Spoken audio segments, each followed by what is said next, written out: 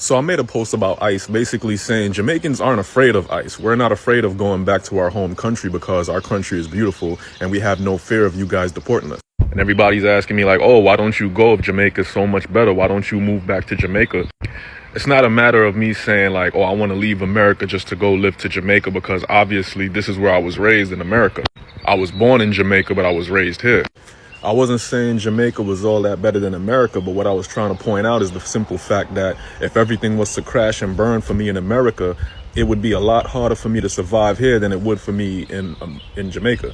You know, in Jamaica, you know, people fish, people go fishing for their food, people grow plants, people grow fruits. You know, the soil is rich over there, so it's easier for you to survive if you go hungry. In America, if you go hungry, you got to rob and steal, you got to do things illegally. You know, it's harder for you to make it out here.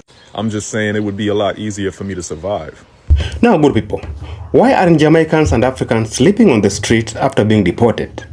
The way we see so many black people suffering homelessness in America, why is it that someone gets deported to a so-called poor country and still ends up better off than someone living in the richest nation on earth? Something is off somewhere, and there's something we are not being told. Something is not adding up. So today, let's react. Let's unpack the truth behind this, because what we are dealing with here is more than immigration. It's about system, cultures, and survival. Let's dive in, guys, and before that, let's watch these clips. I'll be back. I want to thank the Prime Minister for receiving and welcoming home the Jamaicans who have been deported from the United States of America. This is your right to land, and it is with great pleasure that we welcome you back home, right? But can we build on the Prime Minister's speech though, and can we open the discussion as to why these persons had left Jamaica in the first place? I imagine it must have been a difficult decision to get up and to leave your children, your partners, your families. Some of you leave ill parents behind in search of better opportunities that are not existing in today's society and not existing in Jamaica. And so you had to go all over the globe in search of making these dreams that you have become reality. And that opens the discussion as to the gaps that exist in Jamaica that we need to bridge as a people to make Jamaica the place that our Jamaicans can live, raise their families, do business, and enjoy. Amongst many of these persons are lawyers, doctors, teachers, laborers, regular Jamaican brothers and sisters who are out there trying to find a better life. And so it's important for us, and for us to challenge our government, because we're paying a very hefty price for governance. So we have to challenge our government to see all the things that they need to do to ensure that we, the regular Jamaicans, get to enjoy and to live in Jamaica, right? Also, another thing that we need to table, and is a challenge to the Prime Minister and to our government. How are we going to welcome these persons home?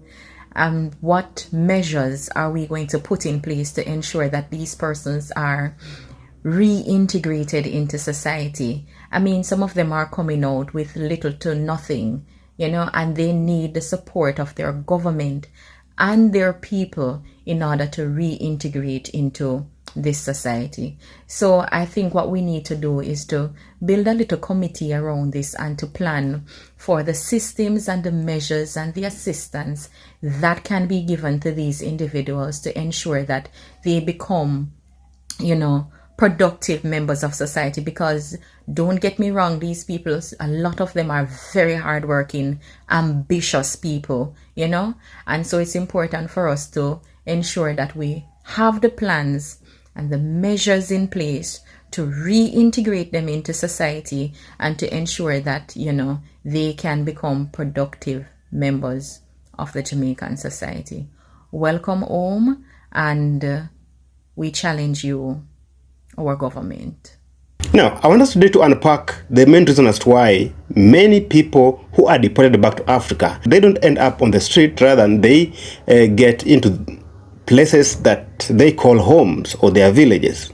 Number one, I want to start with community over individualism. These are the factors that contribute to why many people in Africa not end up homelessness as we compare it to America. I was so shocked when I found out that majority of the homeless population in America isn't mad. Like in Jamaica, if somebody is homeless, it's probably because they're experiencing or suffering from some form of mental illness. But here, the homeless people are educated. Like you could have solid conversations with them. And of course, that speaks to the ridiculous and outrageous housing prices. But I think the second point speaks to the lack of community and support. Because in Jamaica, if I have a friend or a family member who's going through a rough time, they could always catch somebody out, tell them figure it out. But here, they don't have that support. They don't have anywhere to catch. And as a result, they have to be on the streets. And that is mind-boggling to me. Hey, what's up, America? Being poor in America. So I want to talk about how difficult it is to get out of poverty here in the United States, specifically if you're already homeless. So let's start with a person that's homeless, because you'll find out quickly it's impossible to get out of homelessness almost, as long as you're living in America. So when you're homeless, you have no place to live, you can't wash your clothes, you have no internet, generally no phone, and of course no means of conveyance like a car or any type of vehicle. And generally, if you're homeless, your credit score is in the shitter. So the first thing you'll want to do when you're getting out of homelessness, of course, is find a job and a place to live. But of course, you can't find a place to live without a job, right? Because every place in America that you rent has to have 3 times the income. So if it's $1,500 a month, you have to make $4,500 a month to live there. So generally, if you're going to be living in an apartment anywhere, you're going to have to pony up $2,000 to $3,000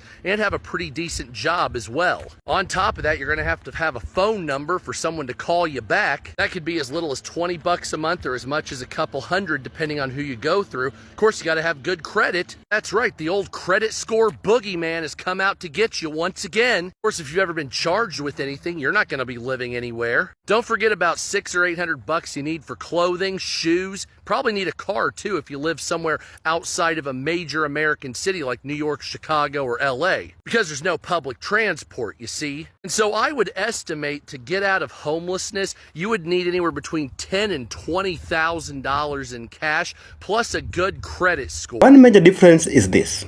In Africa and the Caribbean, the community takes care of its own people. You could be broke, you could be jobless, or deported. But your aunties, cousins, or neighbors will take you in, compared to that in America, where independence is praised but often leaves people alone and abandoned by the system. That's how homelessness grows. Then number 2, we have land versus rent. In many Africans and Jamaicans communities, people own lands. People don't rent lands, they own lands. Maybe the land was left to you by your father or the ancestors. So people own their lands in Africa. We don't rent lands. Even if it's small, even if the house is unfinished, that's the anchor. No rent to pay, no landlord to chase you out.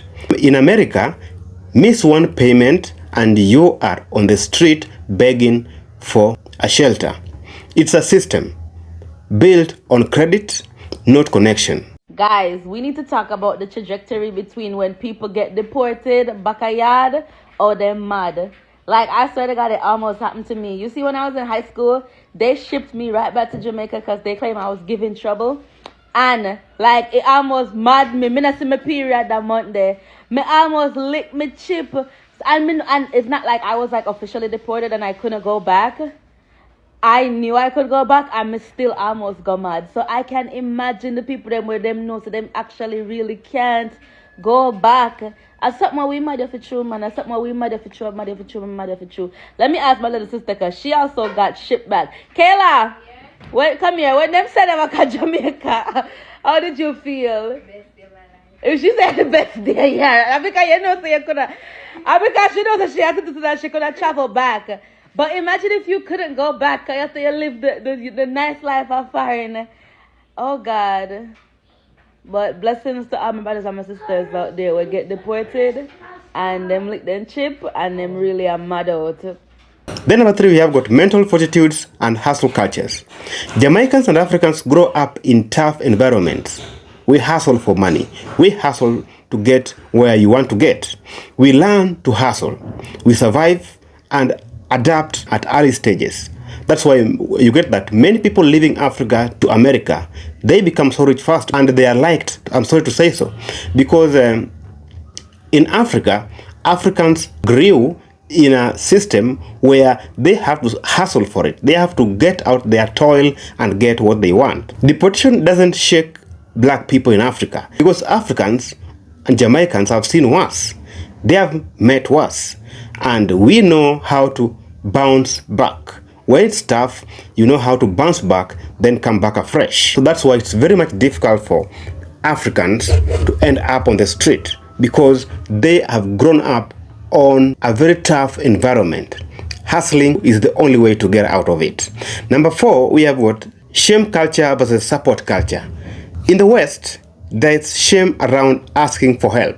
People feel so shameful to ask for help. You know, people feel so shameful to beg someone to help them, maybe if they are stuck in something. But in Africa or in Jamaica, if you are down, people don't mock you. They lift you up, they feed you. That makes all the difference. So that's why it's very much difficult for us Africans to end up on the street because our friends, our neighbors, our brothers, our aunties will come and help us. But in America, people feel so shameful to ask for something, to ask for help. But here, if you are seen by your brother, you are suffering somewhere, or your sister or your auntie, they'll come and lift you up. Today makes 11 years since the date that I got deported from the UK and sent back to Jamaica. 11 years is a long time. I'm fully grateful for the experiences that I had along the way. But today is like the first time I'm sat here and I'm saying to myself like, rah, I got deported at 19 years old and I got back to the UK at like 25. Those are like very important, pivotal years. Not just for a man, but just for any human being in their development, do you know what I mean? Like, and yeah, it just made me a bit emotional because I finally realized the time that I was robbed, if that makes sense. I'm back in the UK now. I got back in the UK after 5 years. When I got deported, and it was mad. I remember people on Twitter just making bare jokes, laughing at me and all of that type of shit. Yo, all I know where they that laugh. All I know where they that laugh. Yeah. So couldn't matter. I'll make it through the other side, pussy. See it there? Give God thanks and give God the glory. You understand? Enough of them are embarrassed. Enough of them can't look me in my eyes because they were making jokes about me privately. You understand? 11 years later, I'm still standing firm and I beg no one for nothing. This shit either makes you or break you, innit? Made me. Still not envy nobody. Still grateful for my situation regardless of what I went through. Yeah, love and love to everybody that's supported me along the journey. Right now I'm at home and I'm reflecting on 11 years. I'm about to go and make food for my kids. Did you get it? Like 2 brand new singles out right now. We got hella projects dropping this year. We got some special announcements coming. Like, honestly, man, it don't matter what it's looking like for you. As long as you tell yourself, say you're not lose, brethren, you're overs. Big up everybody that supported me along the way. Here's to 11 more years. Yes, my wonderful people. Welcome to J Pro World again. My people, you know see how much people get deported from America. And hear the thing. People feel like I just man alone I get deported from America. Woman I get deported pan a regular too. And a man alone. Remember, you know, and a man alone run off in America, you know. And a man alone have no documents in America, you know. The woman them a get deported too. But here the difference now with the man and the woman them. You see when the man them get deported and go back to Jamaica, enough of the man them go back down, they go turn criminal, then go turn cruff. You see the woman them always got Jamaica go do some farmer hustling. So right now, women who get deported to Jamaica are doing a lot better than the man them. Enough of the woman them alright. Enough of the woman them go down there. Even go capture piece of land and them hustle and build up themselves a nice little house. Enough of the woman them down there, them have a nice little shop a go on. Them have a nice little bar a go on. You see me I say? Enough of the woman them go down there, them they all a tongue a sell clothes, a baiting a go on. Enough of the man them a go down there. First thing, if them didn't even have a little links in a foreign, when a man go down there, the man them always pressure the links them back. Cause watch you now. Send me the America right now. And my little bridging get deep. You see, instead of a man link you, if he beg you a piece of change, to power up himself in a Jamaica. He ma beg link you and beg you a piece of change, to go down to Jamaica, go hype like say him still in a foreign, a try if he live the same life. When he used to live in a foreign, and eat him go to Jamaica go and live. Him nah say, me can get a little piece of old car, even if I sit where rotten already and go do body work pan and fix you up, cause nothing nah go on and dip me get dip and go run to taxi. No, him nah do it. Him nah say, brother, that piece of woodland they down there so. Send a piece of money come give me, go get some warrior and go chop it down so me can start plant some sitting. Me know you don't give me a, say you give me a strength already. When more you just buy some tomato seed, some cabbage seed, some carrot, some sweet pepper, cause I farm me and go lock on myself in the bush. And farm and name food coming nah just make it thing go so no.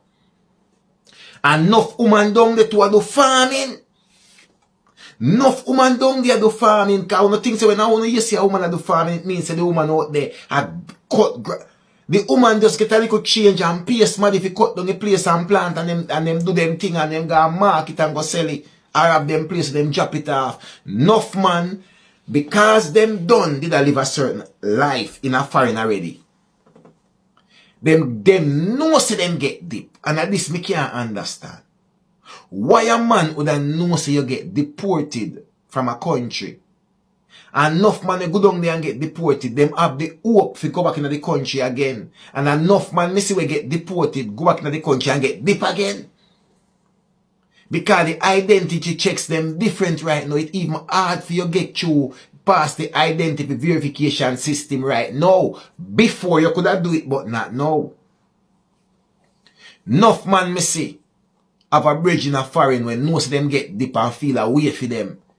And send down a big piece of chunks go give them for them power up themselves in a Jamaica. The man them take you and floss out and galley you out. Because some of them go down there with the accent same way, you know. And when them go down there with the accent, all you need to have with the accent is the money for people feel say you just come down with money and I just time or whatever the case may be. But a man not try set up themselves, brother. And that happened to enough of them. Uno no see the woman them are, uno never, a matter of fact, uno never to hear about the woman them. If you want to go talk to a woman now, you get deep, you have to go to her business place go talk to her. Cause them no just get deep and go and they go sit down on them face. Or a walk and a beg every day. Them always go down, they go try something. So when them have all a friend or a family and nobody was still in America and say we know what go on. We know say you get deep. We know say it not easy. And we know say you want to pour back up yourself. So here what go on you now. Where you want me do for you. You know your woman a look on you and say, here what. Me want build one fall cube. So me can go sell some white fowl so me always have chicken a sell. You buy that woman the 500 chicken or 1,000 white fowl. She never drop back a ground again. Cause one thing no woman not squander them money because them know a dip them get dip. You see if a man link you him not never. You not get him boy ma raise no chicken. First thing from that the money they reach him. Me nah ask you a flossings. Fully flossings. Rent car. Party. Cause here my plan I say. If I want 1,000 US you send go give me 1,500 US. He my plan to beg you that again in a couple months time. What you do with the first thing Matthew say, brother, remember say Jamaica expensive, you know, brother. I mean, no come down here with nothing, you know, but you're not trying nothing, brother. So what you think? Even though me and you are bridging every 3-4 months your car, you say you look at money, you look $1,000, $1,500, but it not me not have it. And at this make friend and friend fall out all the while when you see all a man get dip and them down there and I go tell a man say from me get dip, this a man you cut me off from me get, but enough man not tell. Where them little bridging or where them little family try to support them after them get deported from the country. The woman them take the support and turn them on and set up themselves, but the man them don't do it. Nowadays, God bless the man them where I'll get deep and would go take up all farming. All when them have smaddy where they are foreign, we would buy them the tool them, then I buy them the spray pan, then I buy them fertilizer, then I'll pay a man to go farm up the place for them. To go cut down the place to them and dig hole. All them have to do is just plant and nurture them, not do it. But every day a man will take up them phone and call a man and you need to remember. And you need to remember because you get dip or something like that. It no work that way there.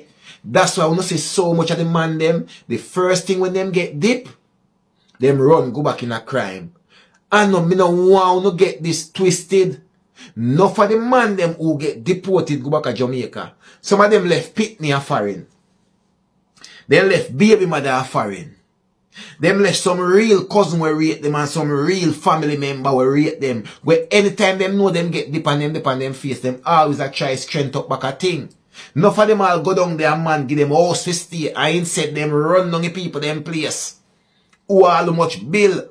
Light cut off, water cut off, the place run down. Them would even cut the yard or paint up the place. Nothing. You have to tell them to left. You have a little smarty where you have down the guy yard, them and say, yo, how you have a still say yard, the man on the place stands, man. Come like no light never there. No, me go a pipe, no water, no there be a woodland. I will leave you some on the place.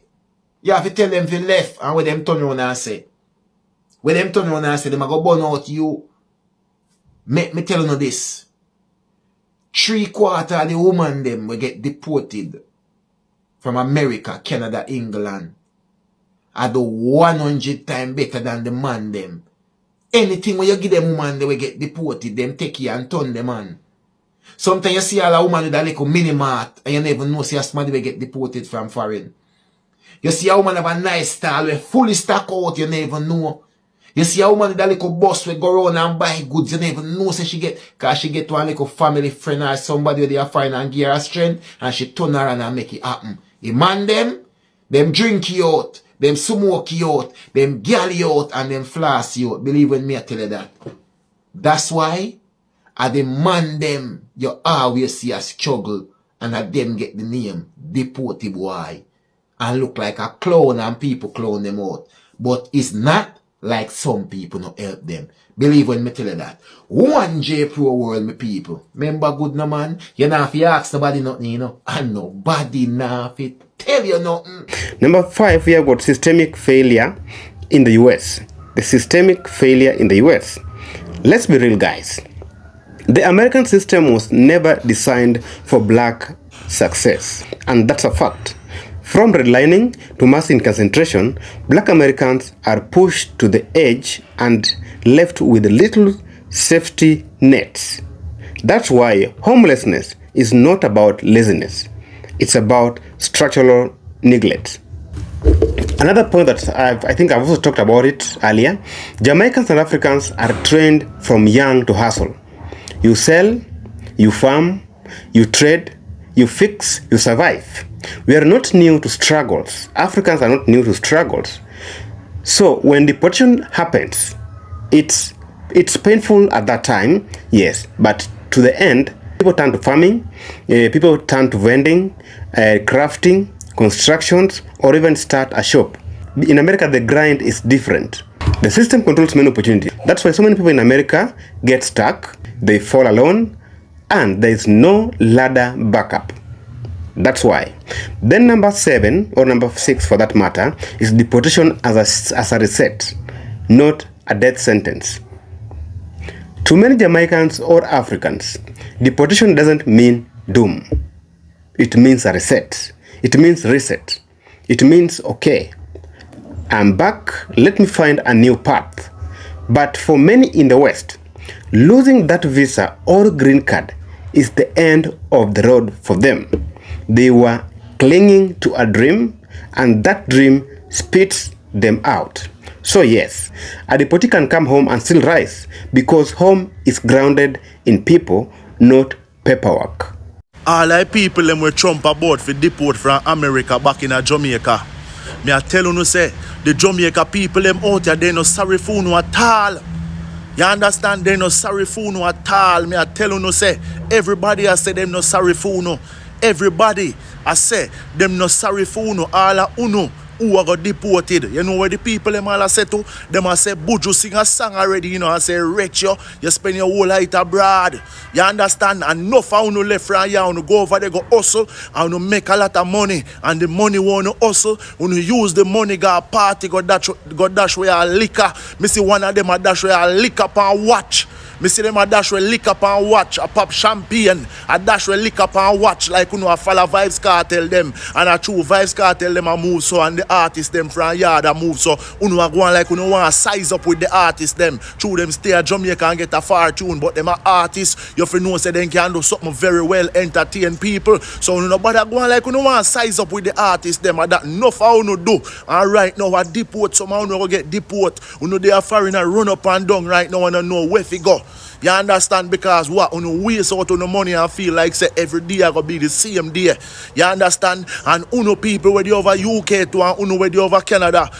Me a hear say them a go garden place they and do the same thing too. So uno better watch out for yourself. You understand? Uno fi know what uno do people a long time. You should make use of no time. And me I say big up all of the people them where they are foreign right now and uno not fear worry.